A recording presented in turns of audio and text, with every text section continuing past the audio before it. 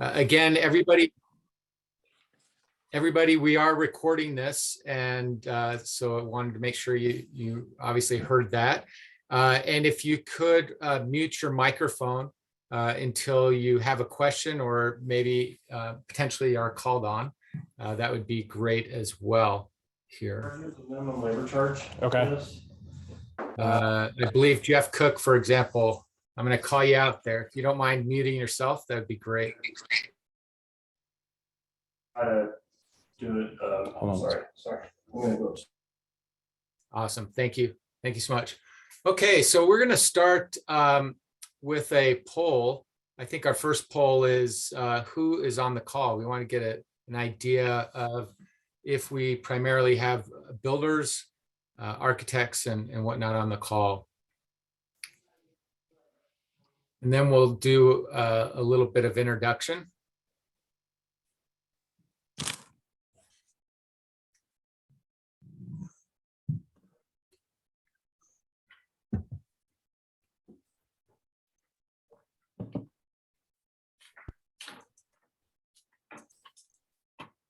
I guess I have to take the poll too. I didn't realize that. Okay, so while we're doing that, we're going to begin with introductions, and I was hoping that Zach with EnergySmart Boulder County could start. Yeah. With your introduction.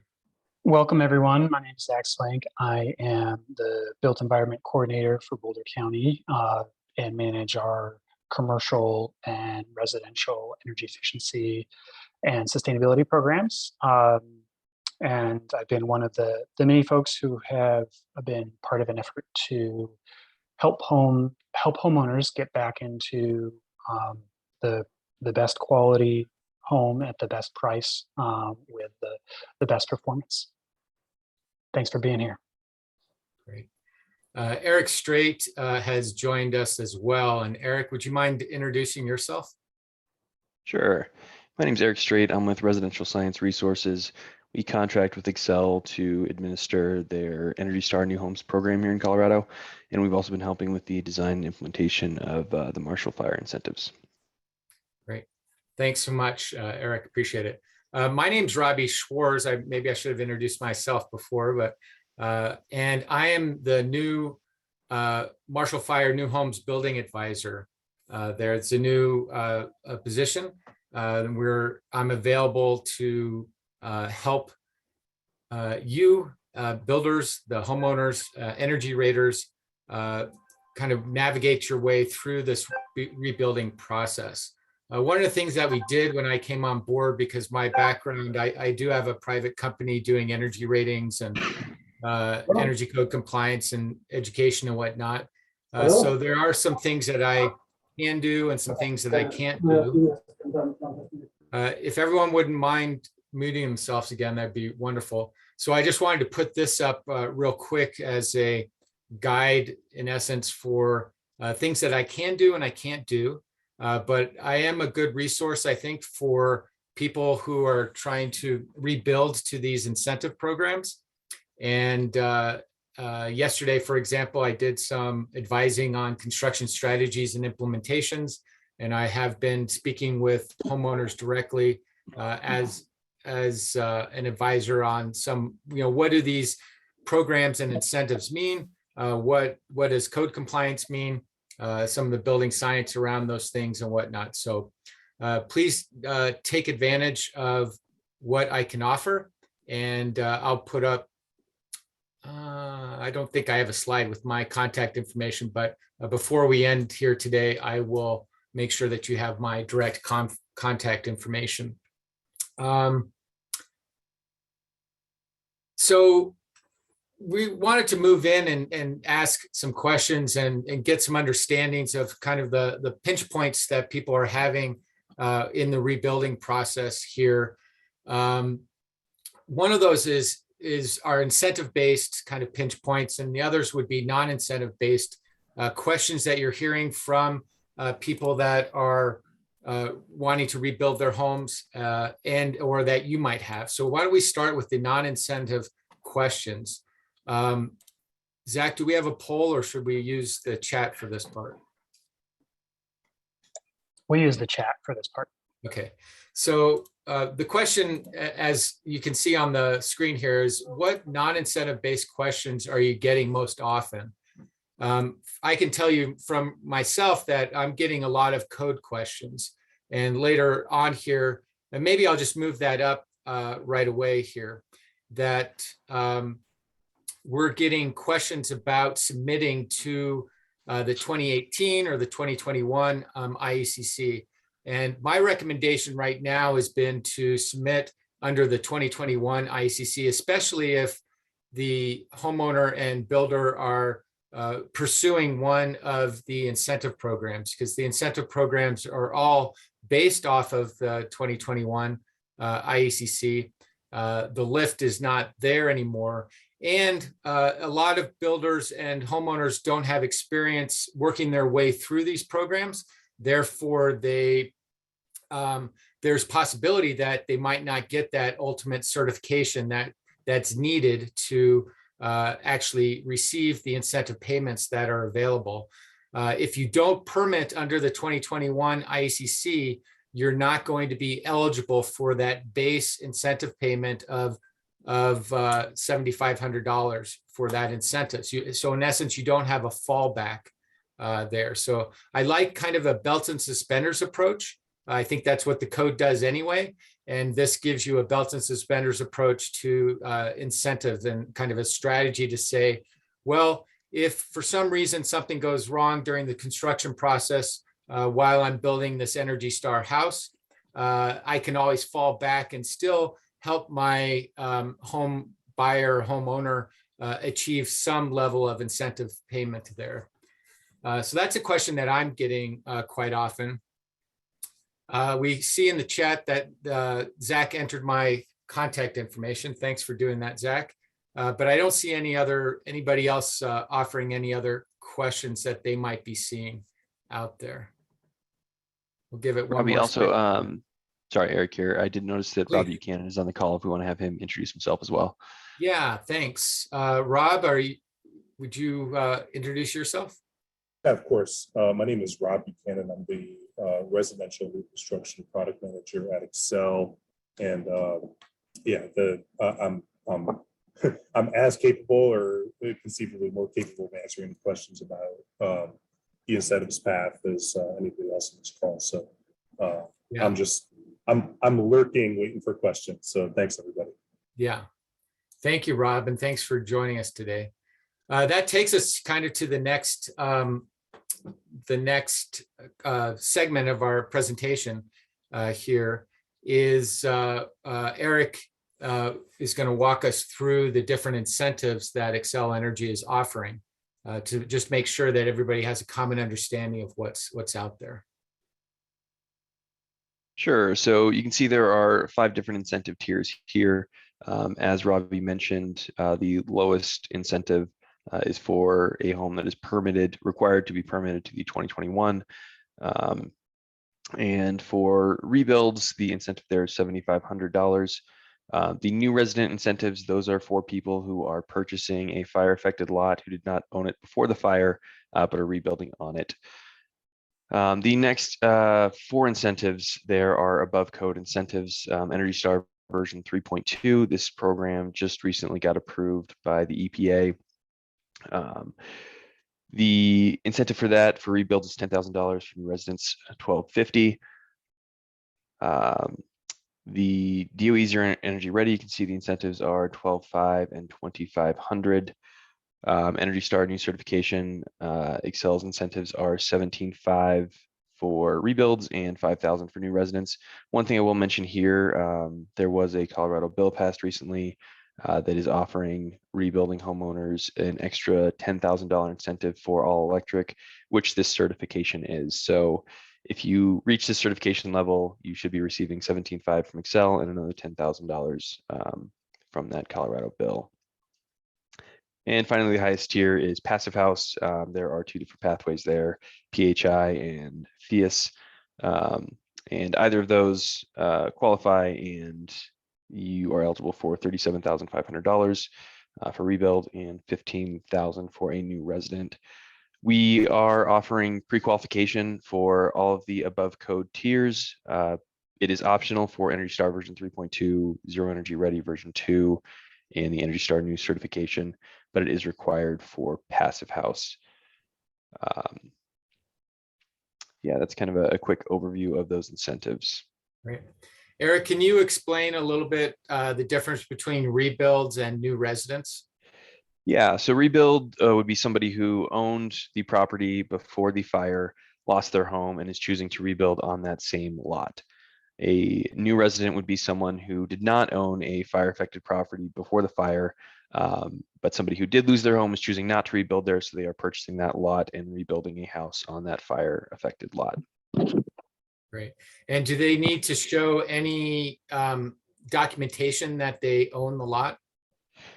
Yes. So the most typical scenario we're going to see is people who own the house and lived in the house, so they have the Excel account. So Excel in their submission form will be linking that premise to that homeowner and matching the accounts that way. There are some other cases of people who own rental properties, maybe the utilities aren't in their name, and there are some other ways to link that property that I think Rob can speak more on. Yeah, I just want to make sure that people understand that that's available, that there are other ways. And I put you on the spot there, and you did a great job. Thanks. There. So as Eric mentioned, there is the Colorado Energy Office electrification incentive. It is on top of the incentives that Excel is offering and can be used with any of the incentives, not just the next gen or new certification program there. And then there was a question in the chat that I think this next bullet we'll get to, which is the Boulder County eligibility for Excel homeowners. So Zach, do you want to speak to that?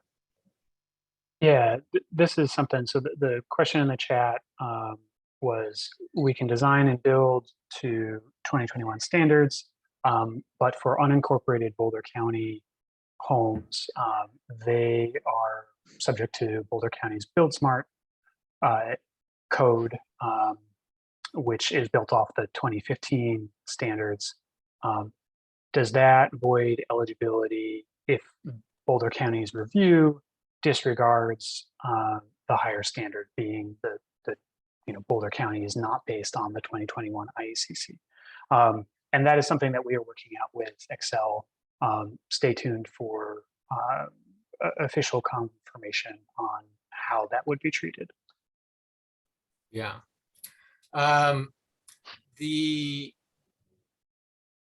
There was a question in the chat that I guess it makes sense to look at right now with regards to the Next Gen program and pools and other electrical equipment or other equipment that might be outside. So the Next Gen program and the Colorado program doesn't disallow, I guess, that gas be brought to the property. However, heating and cooling equipment, water heating equipment, and cooking equipment all need to be electrified. And specifically from the perspective of water heating, it needs to be a heat pump water heater for the Colorado program to qualify for that. So you can use gas for your fireplace and potentially a gas grill outside. Other equipment like pools and spas, I think they're pretty silent on right now. I think that was the basis of that question. Yeah, that's correct. And for both Energy Star, Next Gen, and for the Colorado Energy Office incentive, it's often in a shorthand, it's easy to describe the programs as electric homes, but really, when you're getting into the weeds of it and what's allowed, what's not allowed, it's easier and more accurate to think about that certain pieces have to be electrified. That's your hot water heating, your primary space heating, and your cooking. And then all the other things that one could, use natural gas for in a home are not considered under either program. So you can have natural gas for, supplementary uses, but they, both Energy Star Next Gen and the Colorado Energy Office incentive are looking at primarily your space heating, your hot water heating, and your cooking. I'll note that under the Colorado Energy Office incentive, you can have either an induction cooktop or an electric resistance cooktop. Great.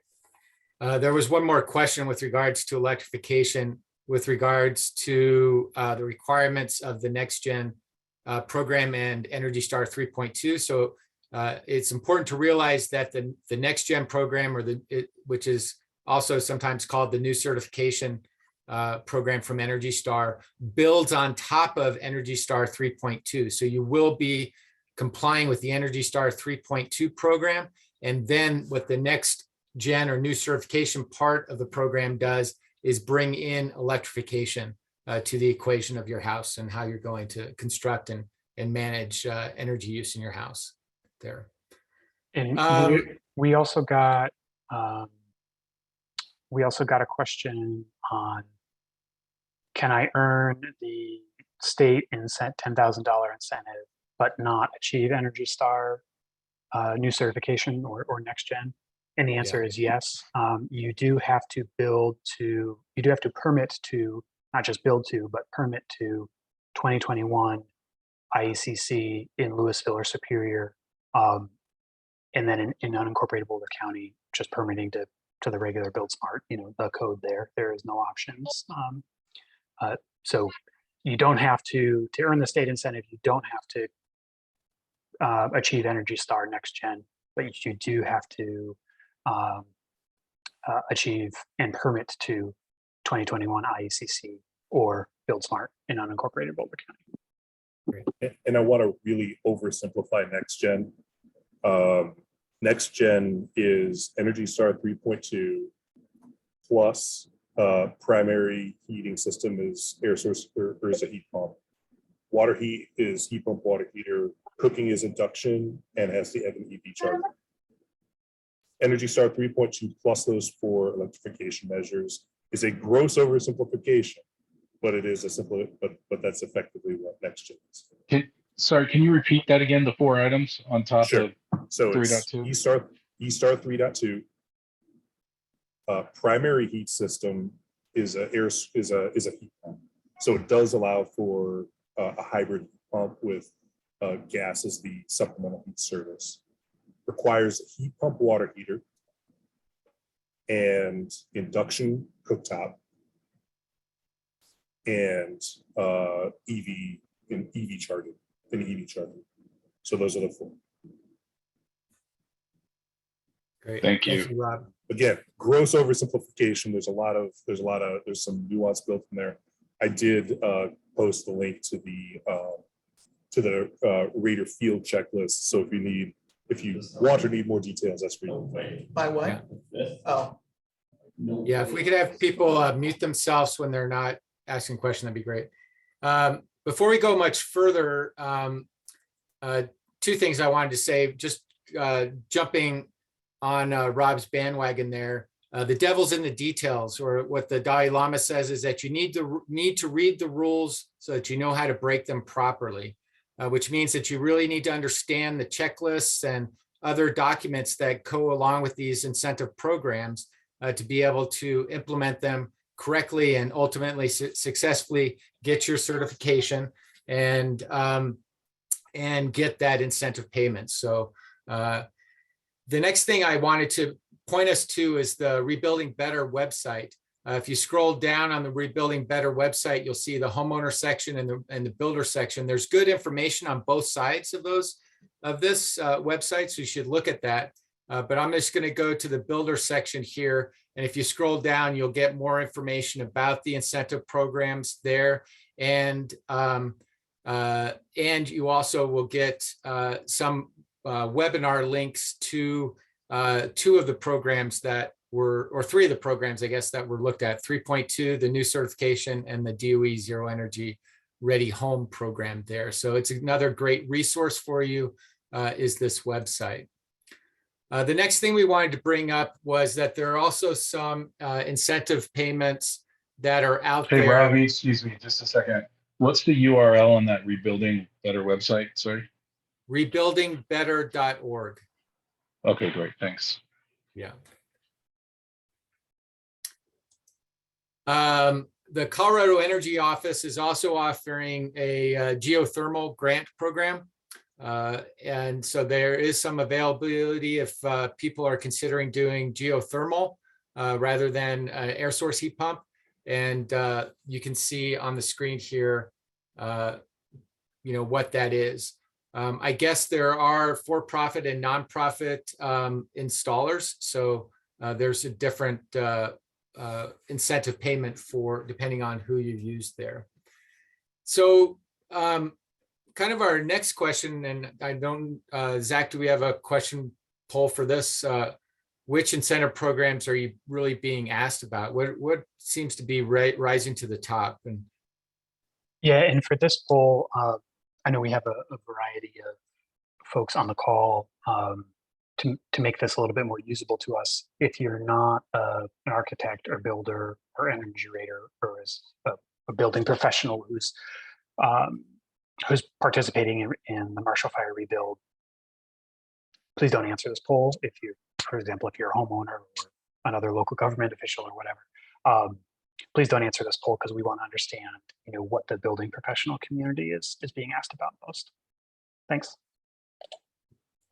And while you're looking at the poll, there was a chat that said,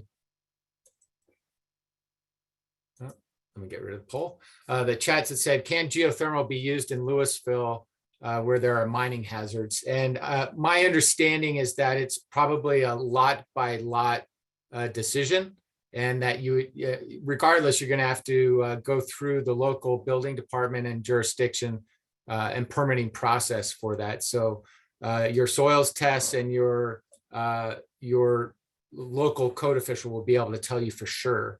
But my understanding is that it's not ruled out, but it would be a lot by lot decision there. We also got a question, Robbie, about what are the challenges of doing geothermal heat pumps, cost, mineral rights issues, et cetera, versus ground source heat pumps.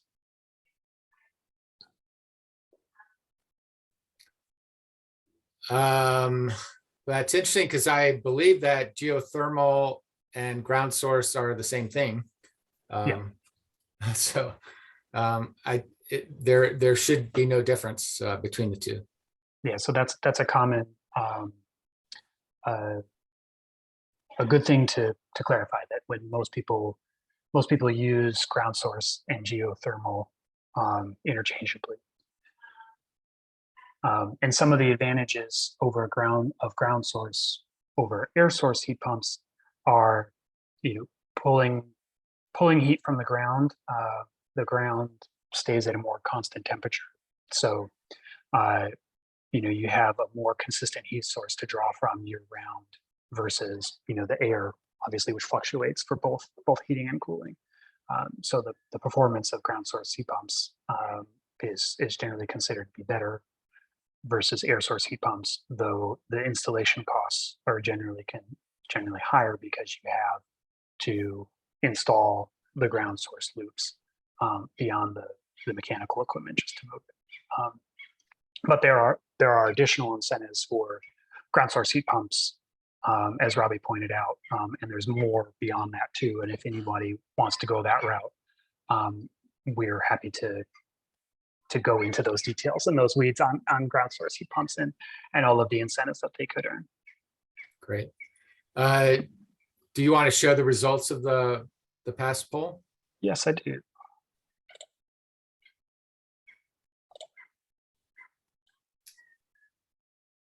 Great. So it looks like, wow, it's a little surprising to me, I guess, that Passivhaus is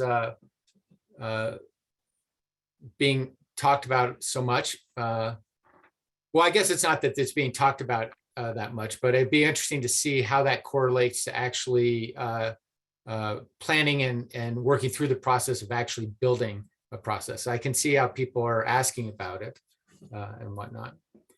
Well, that's it. That's interesting information, hopefully useful for everybody there. So the next poll is, what incentive programs are you offering? You know, we have these choices. Are you as a builder architect offering to build to any of these incentive programs? Or are you kind of limiting the option that a homeowner might have? And again, just as a reminder, if you're not a building professional, please don't answer this poll.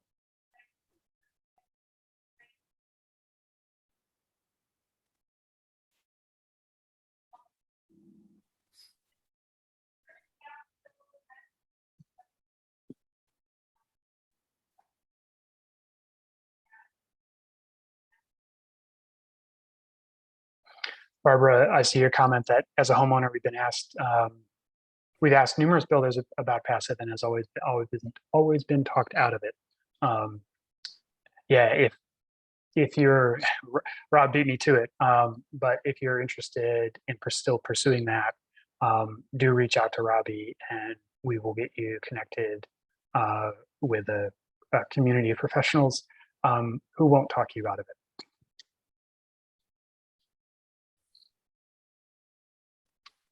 All right, I think we got all the answers here, so I'm going to share this poll.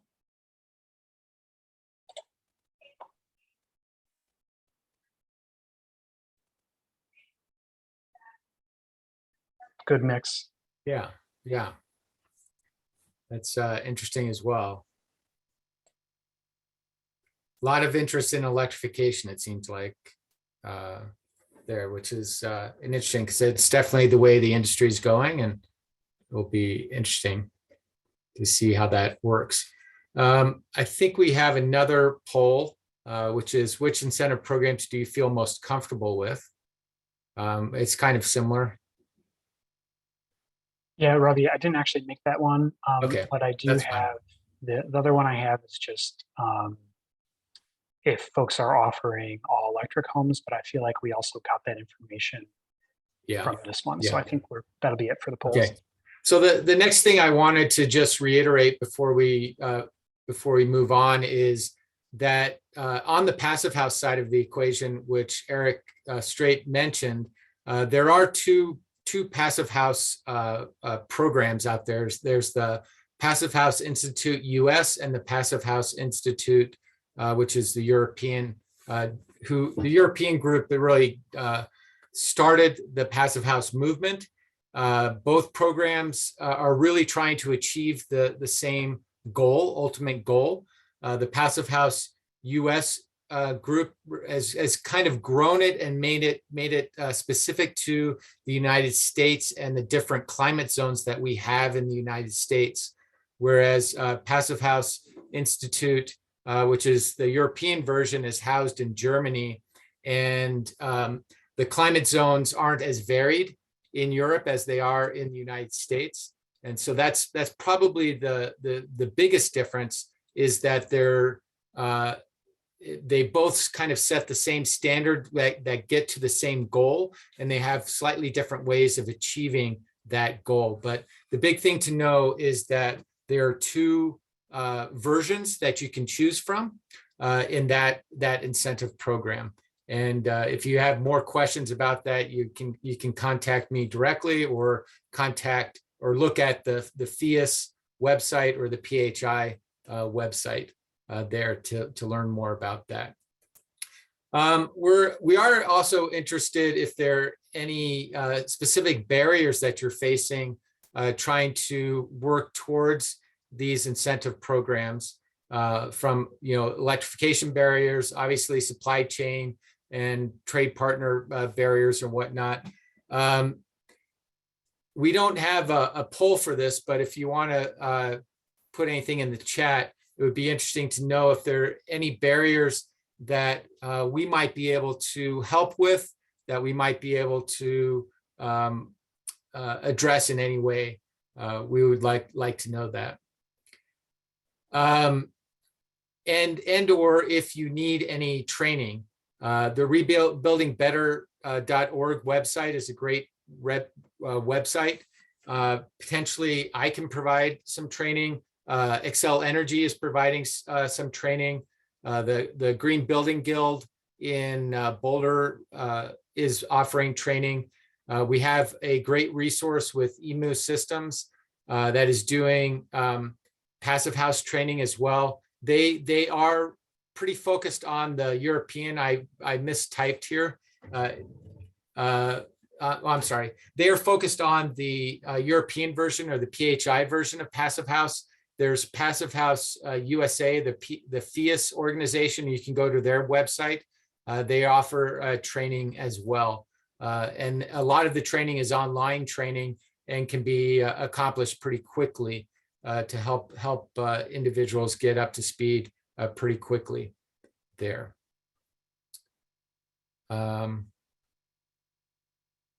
Zach, please jump in with anything on the chat. I'm having troubles monitoring both here. Sure. Yeah. Well, I'll just, we're moving towards the balance of the time where folks can unmute and ask questions, but I'll just keep up with the chat a little bit here.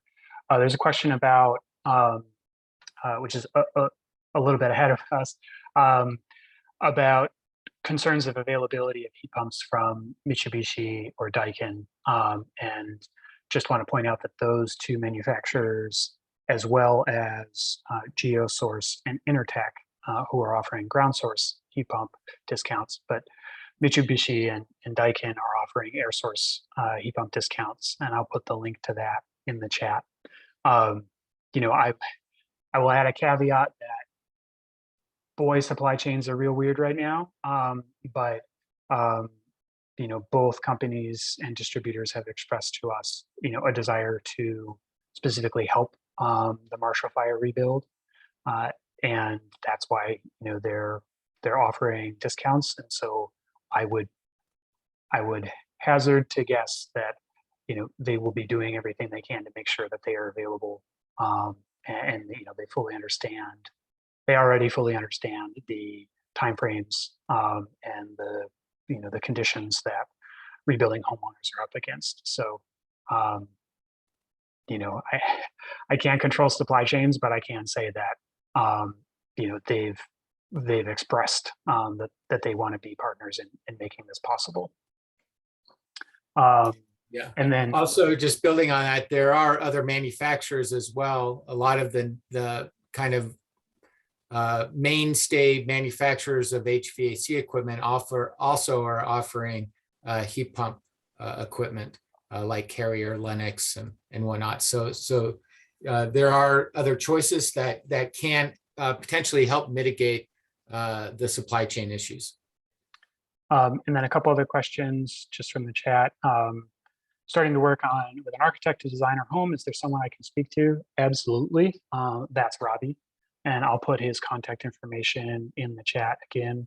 We brought him on the EnergySmart team specifically so folks have someone that they can speak to, and he is available at no cost. As he said in his introduction, he's got 25 years in the residential new construction industry, and we are very lucky to have him on our team and available to you. So please do, homeowners, builders, architects, please do reach out to Robbie. And then another related question of, it'd be helpful to offer these meetings in the evenings.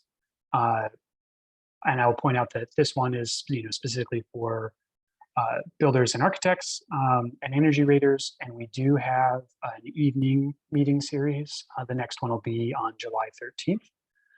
And that's both in person and online. And I will put the information for that in the chat as well. And then I see there are other questions, but I will come back to them in a moment, and I'll turn it back to Robbie. Great. We talked about this next question a little bit earlier, which is with regards to permitting houses and the recommendation that you consider permitting under the 2021 IECC. There are some of the incentive programs, especially the Colorado Electrification Incentive Program that requires that you permit under the 2021. But again, these incentive programs are complex, and it appears that some of the builders anyway haven't had a lot of experience building to these programs. So if for some reason you can't achieve certification or what you need to submit for the incentive payment, you can always fall back to at least being able to get the $7,500 for permitting under the 2021 IECC. There is a question in there with regards to cost. I haven't reached out to Louisville or Superior specifically with regards to cost with regards to the 2021, but these incentive programs are all based on the 2021 IECC. So if you're building to this program, you are already building to the 2021 IECC program. So it doesn't necessarily make sense to permit under the 2018 IECC there. So that's really where that question comes from, or that suggestion comes from, is that if you're planning on doing an incentive program, it really doesn't make sense to do to permit under the 2018 IECC, and you give yourself that additional backup there. The other thing we wanted to talk about was to make sure that builders were aware that Xcel Energy also offers an Energy Star for new homes builder incentive. This incentive payment goes directly to the builder, and that program is still valid within the Marshall Fire rebuilding area.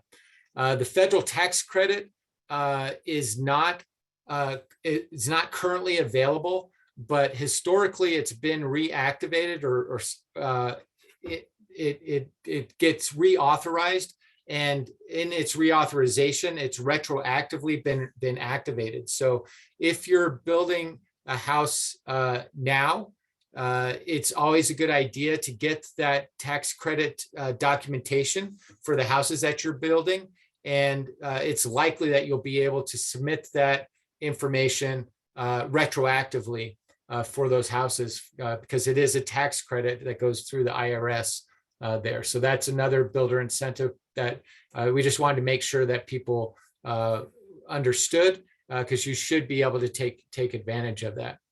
The one caveat there is that the feds are considering adjusting the program, and if it is reauthorized, it will probably change the tax credit amount and the requirements for meeting the tax credit. The thought process is that they're going to link it to the Energy Star program at $2,500 and to the DOE Zero Energy Ready Home program at $5,000 there. And we don't know if that's going to impact the ability to retroactively utilize that tax credit there. So keep your eyes on it. It's still wrapped in the Build Back Better bills, and we're not sure if how it's going to be broken out of those bills, because that whole Build Back Better really has stalled in Congress right now.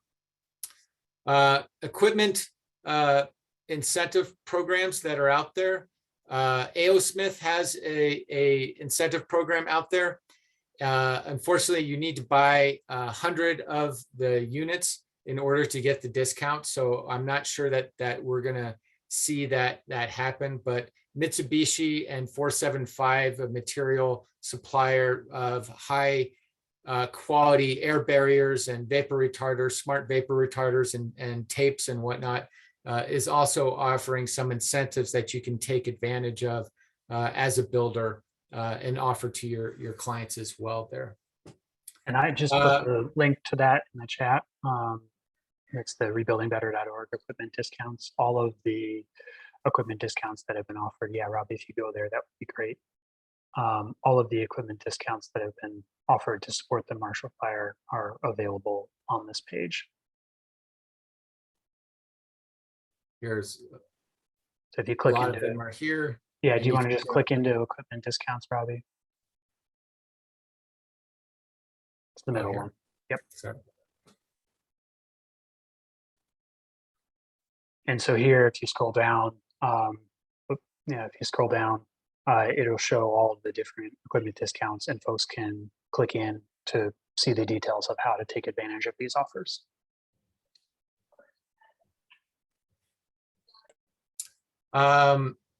And then additionally on here, our next item was with regards to builders being listed on this website. Yeah, so in the chat, Rachel put in, who also works with EnergySmart, put in a couple of lists of passive house builders, but we have also started collecting building professionals, energy raters, architects, builders, et cetera, who are taking Marshall Fire clients. We've started a repository where individuals can add their contact information, and none of these companies have been, vetted or, otherwise screened or qualified by EnergySmart or by Boulder County. But we're just simply trying to make it a little bit easier for homeowners to find out who is out there and who's providing what. So we've asked them to respond to a survey about what levels of home performance they're providing. And if you are a building professional and you don't see yourself on this list, or you see that your name's on there, but it says awaiting survey response, Robbie, if you go back a page, if you scroll down just a touch more, there's a form that's currently on screen, and I will put the link in the chat where building professionals can get their contact information and what types of homes they're offering to build up on the website for folks to find. And Rachel beat me to it. So there you go. Great. Thank you, Rachel. Thank you, Zach.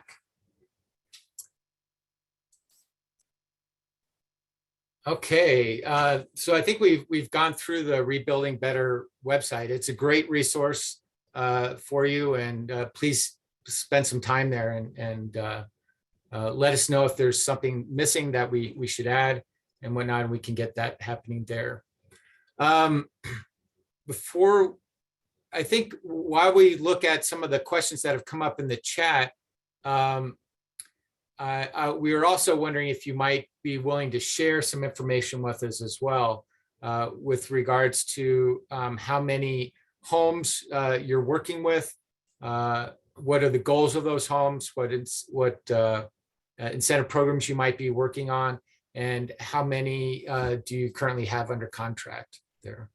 Robbie, maybe given the time and coming up on the end of the hour here, maybe we'll jump to that last, and we can cover some of the other questions in the chat, as well as Chris, I see you've got your hand up, and then we'll open it up for folks to ask questions. Does that sound good? Yeah, that'd be great. Great. So a couple other questions from the chat. If the new construction is planned around the ability to retrofit certain elements down the road for budget reasons to meet the rebates, can someone receive the rebate at a later date after meeting the standards? No, the answer is no. Not as they are currently conceived at this time. Another question was, what are you seeing in the cost of those who have submitted their rebuild permits to the city of Louisville, who have included the 2021 IACC building codes in their permits? We have not seen just many permits yet. At least the first permit is issued. I don't know how many Louisville's up to just now. I think a couple more have been, but it's still too early to tell. And the very first permits that came through were for 2018, not 2021. But that is a good question, and it's important important information to get out there. So as we start seeing more of that data, we will work to provide that. And then there's another question, not knowing the cost differential from 2021 IACC to passive. is that really an $80,000 difference? There's been a lot of questions and information out there in the media about, what does it cost to build to each of the different standards? And I think everyone is a little bit unsatisfied with the information that's out there. And part of the challenge is it depends on so many different factors. And it depends on, what are some of the, finishes you're putting in your house. Because all those costs get lumped together. If you look at, just the building materials to build to a different standard, there's a difference in windows and there's a difference in additional insulation, but, building materials wise, we're frequently not talking about tremendous cost differences. So, And for example, I was talking with a builder the other day. We were talking about OSB, which is typical sheathing material, was around $40 a sheet, 2 years ago, and it's around $200 a sheet now. So that's just supply chain issues. So for that reason, I'm sorry, but it's really difficult to say, it's going to cost this much more to build a passive house versus a non-passive house. We know there are builders in the area who are building passive houses in a cost competitive way with non-passive houses, and there are other builders, who are building, at much more per square foot. And it also depends again on what the homeowner wants. So the range is wide. The best number that I would come across, and speaking with various passive house advocates and consultants, is that the price premium for passive for an experienced builder is about 10%. So that's as concrete as I can muster out of people who do this regularly. Great. Okay. And I think that brings us current on the chat. So Chris, do you want to ask your question? Sure. Can you hear me? Yep. Yes. Hi. Hey, real quick, Rob, just in your response there, it was kind of muffled. What was your actual figure that you said? He said about 10%. Yeah. Is this better? Perfect. Yeah, I just heard part of it. Yeah. All right. Yeah. Okay. Robbie's got it. In the passive house professionals and advocates that I speak with, the cost premium for an experienced builder is about 10%. Okay, great. And then just Rob, while you're still there, I had kind of a two-parter, and one of them was maybe directed towards you. So do you have any update or knowledge on, there is some, I guess apparently a few people, I'm kind of on the board of Marshall Together. And some people are expressing concern via their builders that there may be some serious infrastructure challenges down the road that obviously might include city water and waste, but particularly Excel. And if there's any update on how soon after, sort of the debris removal is done, or how Excel might be planning to roll out their ability to get power back to homes. And I know this is sort of outside the energy umbrella here, but I just thought whilst you're there, if that's a fair question, if you don't mind me asking that, if there's any update on that you might share, as long as we mutually agree, I might not have the answer at my fingertips. It is an absolutely fair question. Just so I'm make sure I'm understanding correctly. The question is about how quickly can we reconnect? Yes. How quickly will reconnections come about? I mean, you're correct. I cannot answer that question, but I do know who to start asking. So I can, I'll do some research on that. I'll have a soft target of tomorrow to get an answer to you, and I'll get it to Zach for distribution among this group. Okay, that's great. And then just real quick, part two, just shifting back to incentives, and I guess I have kind of a little multiple question here. So regarding like the A.O. Smith, and I know obviously probably aren't many that are going to be buying 100. Do you think you guys have any means of coordinating a consolidated order amongst any large number of smaller builders or independent builders in order to possibly attain that threshold that A.O. Smith is placing on the order of getting their heat pump water heaters? It's a it's been floated our way, and I think it's a lot to ask for us to take ownership of, or to put ourselves at risk at buying 100 heat pump water. Yeah, and for Boulder County's answer on that, you know, we could certainly help coordinate and facilitate, but we also wouldn't be, you know, purchasing or taking possession of 100 heat pump water heaters ourselves, but we could help connect folks. Yeah, I mean, I don't think anyone would expect Boulder County to go buy 100 of them, but if A.O. Smith is pretty firm on that, you know, the idea would be, you know, some sort of a sign-up sheet that at least is sort of run through Boulder County, or, you know, some entity of EnergySmart, or, you know, whatever it is, just not EnergySmart, but just even if it's the Green Building Guild, just to perhaps facilitate the possibility that if they're just looking to get the numbers to 100, and I don't know, but I would imagine of all these homes, you know, there probably would be a good number that would be interested in doing that to attain that, whatever the discount ultimately ends up being. If you actually said specific, or 20%, yeah. I just thought I would ask that if that seemed at all something that's plausible, that, you know, communicating with the folks at A.O. Smith, so they, you know, I don't know. Yeah, if any homeowners, builders, architects are interested in exploring that, reach out to us and we'll catalog, you know, how many we've got, and hopefully we can reach 100. So reach out to Robbie. Okay, and last thing, Robbie, I will reach out to you presumably directly about this, and I didn't mention this in our previous conversation, but as somebody who's involved with the Marshall Together, Schneider Electric has reached out through a community member, and we've been communicating with them and trying to perhaps come up with some additional assistance with panels or a square D, and I don't want to get out over my skis on this because it's unclear, but they actually are. Yeah, I had a Zoom meeting a couple of weeks ago with a good number of people with Schneider, and I just happened to be along with another with Tim Crean, just kind of a conduit. And, you know, as we were talking, it seemed like ultimately this might be a good landing point for you guys as well, to at least maybe bring you into this, if, you know, to help facilitate in the same way you are with Mitsubishi and A.O. Smith. Should I just talk to Zach or to Robbie about this? Yeah, Chris, I'll put my contact info in the chat, and if you want to reach out to both Robbie and I about that, that's great. We'll take that offline. Okay, great, will do. Thank you. Thanks for answers. Yeah, Audrey, you've had your hand up for a little while.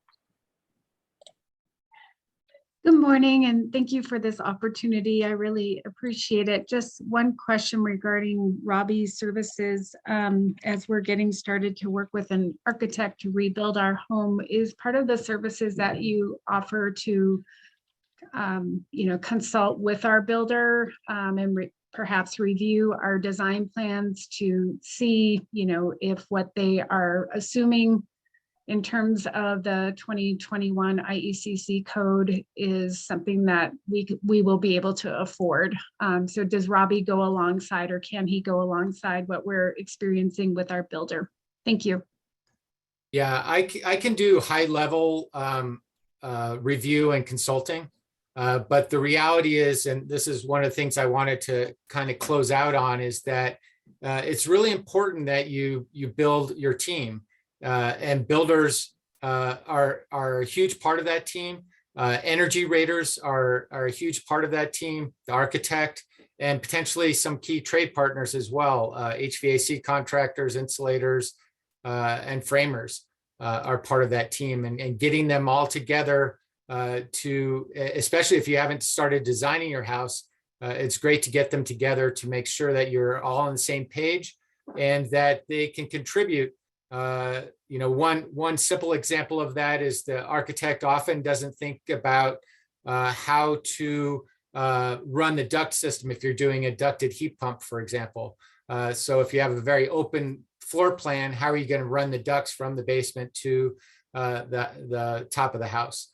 The other thing is that the energy rater is crucial in this process for creating an energy model. An energy model is basically required for each of these incentive programs, but it also gives you more flexibility for how you're going to comply with code there. So when we're talking about code compliance, we get fixated on the prescriptive R value table. Well, the R value table gives you the guidance that say you have to put R60 in your attic. But if your design says that you don't want to or can't put R60 in the attic, well, you need to move to a different compliance option that's within the IACC there. Now, some of the jurisdictions have limited those compliance options there, but we can talk about those things.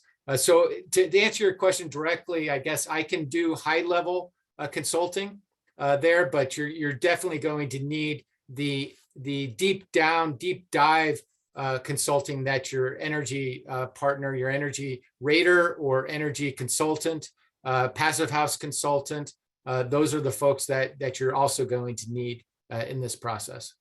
But just to be clear, the situation you described, Audrey, is exactly what Robbie's for, to help reach out and navigate some of those initial considerations. So please do. Okay, I'll reach out. It's all quite overwhelming. That's why Robbie is here. Whole new Yeah. situation, and a lot of what you're talking about, I'm not familiar with. So I'll just reach out and we'll get started. Thank you. Great. We're coming to the last minute here. There's a question about how insurance companies are reimbursing for electrification costs and do they take the rebates? The rebates go directly to the homeowner, and how insurance, as many of you well know by now, typically works is rebuilding like for like with meeting modern code, and no one's codes require electrification except for some of the larger homes in unincorporated Boulder County that may be a compliance pathway. But so insurance companies wouldn't necessarily reimburse directly for electrification. That would be an optional choice, which is why there are incentives for it to help. And then I guess last question, Paul. So thank you guys. This is Paul Kreischer with Bowman Consulting. We used to be PCD Engineering. I've updated our contact information. So for someone like Audrey or others, I imagine there's other energy rating mechanical engineering firms on this call, but I just want to let you know I just updated our information, and we'd be happy after you speak with Robbie to speak with you about helping you through the process of earning the certifications, and if we can, help you with the mechanical engineering and some other design areas. So our office is located in Longmont. We've been, we knew people directly affected by the Marshall Fire, so we've been trying to be very present and offering at least somewhat discounted pricing for people. So anyway, contact us, we can help you out. So I just do that as a sales pitch.